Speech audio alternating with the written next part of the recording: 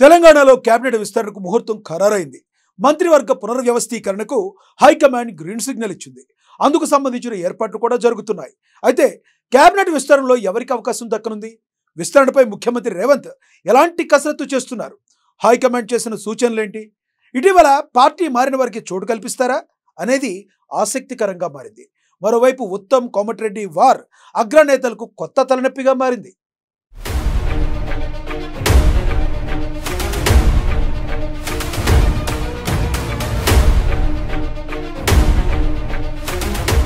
తెలంగాణ క్యాబినెట్లో పదవుల పంచాయితీ. హైకమాండ్ ముందు నాయకుల డిమాండ్స్. మంత్రి పదవి కోసం రెండు ఫ్యామిలీల పంతం. కోమటిరెడ్డి ఉత్తమి మధ్య ఫ్యామిలీ వార్. రాజ్గోపాల్కి పదవిస్తే పద్మావతికి ఇవ్వాలని డిమాండ్. ఆదిలాబాద్ నిజామాబాద్ జిల్లాల పరిస్థితి ఏంటి? మంత్రివర్గంలో బీసీ మైనార్టీలకు ప్రాధాన్యత లేదని టాక్.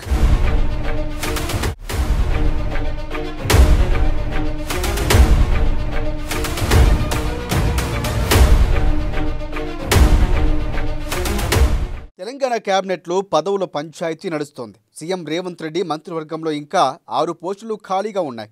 వాటిని భర్తీ చేయడం కాంగ్రెస్ అధిష్టానానికి పెద్ద తలనొప్పిగా మారింది. ప్రస్తుతం 6 భర్తలు ఖాళీగా ఉండగా అందులో 4 ఇప్పుడు భర్తీ చేసి రాబోయే రోజుల్లో బీఆర్ఎస్ నుంచి వచ్చేవారిని కానీ పార్టీలో ముఖ్యులకు కానీ మరొక 2 ఖాళీగా ఉంచాలని రేవంత్ రెడ్డి భావించారు. కానీ కాంగ్రెస్ పార్టీ హైకమాండ్ ముందు ఎవరికి వారే కొత్త డిమాండ్లు పెంచుతూ ఉండడంతో ఎటూ తేల్చుకోలేని పరిస్థితి ఏర్పడింది.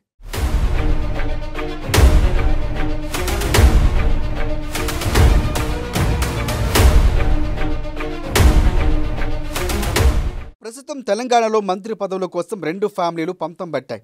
కోమటిరెడ్డి, ఉత్తమ్ కుమార్ రెడ్డి ఫ్యామిలీల మధ్య వార్ నడుస్తోంది. రాజ్గోపాల్ రెడ్డికి పదవి ఇస్తే తన భార్య పద్మావతికి కూడా ఇవ్వాలని డిమాండ్ చేస్తున్నారు ఉత్తమ్ కుమార్ రెడ్డి.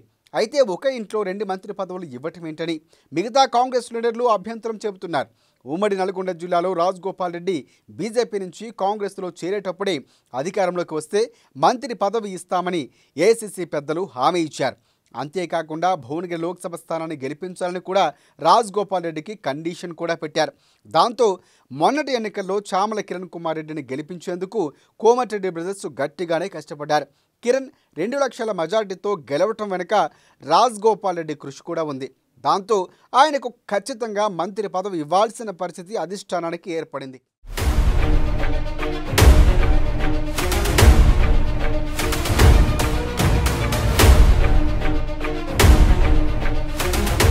ఈ నెల 4న కొత్త మంత్రివర్గ విస్తరణ చేపట్టాలని రేవంత్ రెడ్డి భావించారు. ఆ తర్వాత ఆషాఢమాసం వస్తూ ఉండడంతో ఈలోగా మంత్రి పదవులను భర్తీ చేయాలనుకుంటున్నారు. అందుకు తానే ఒక లిస్టు పెట్టుకొని 5 రోజుల పాటు ఢిల్లీలోనే మకాం పెట్టారు సీఎం రేవంత్ రెడ్డి.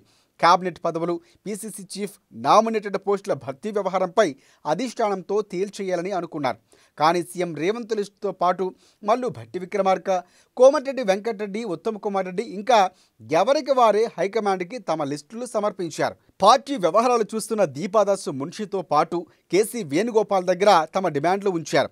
ఈ లిస్టులు చూసి అధిష్టానం పెద్దలు అయోమయంలో పడ్డారట.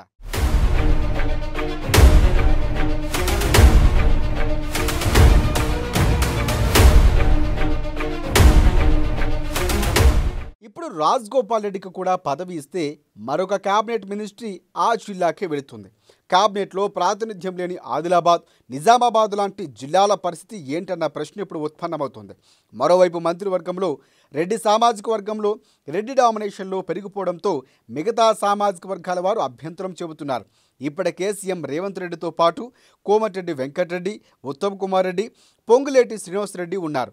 ఇప్పుడు రాజ్గోపాల్ రెడ్డికి కూడా అవకాశం ఇస్తే 5 మంత్రి పదవులు ఒకే సామాజిక వర్గానికి వెళతాయి.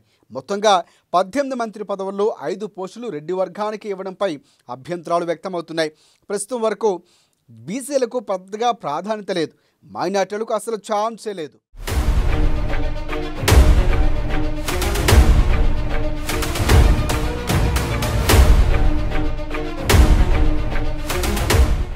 ముదిరాజ్, ఎస్సీలు, ఎస్టీల నుంచి కూడా మంత్రి పదవుల కోసం డిమాండ్స్ వస్తున్నాయి. సామాజిక వర్గాలు, అన్ని జిల్లాలకు ప్రాతినిధ్యం ఎలా కల్పించాలని రేవంత్ రెడ్డి ముప్పతిప్పలు పడుతున్నారు. ఇదే టైంలో ఉత్తమ్ వర్సెస్ కోమటిరెడ్డి మధ్య నడుస్తున్న క్యాబినెట్ వార్తో సీఎం రేవంత్ రెడ్డితో పాటు అధిష్టానానికి కూడా పెద్ద తలనొప్పిగా మారింది. పార్టీ సీనియర్లుగా ఉన్న ఈ ఇద్దరిలో ఏ ఒక్కరిని కూడా కాదనలేవని పరిస్థితుల్లో ఉంది ఏఐసీసీ. ఇక ఈ వ్యవహారం ఓ కొలిక్కి వస్తేనే మంత్రుల ప్రమాణ స్వీకారం జరిగే అవకాశం ఉందంటున్నారు కాంగ్రెస్ పార్టీ వర్గాలు.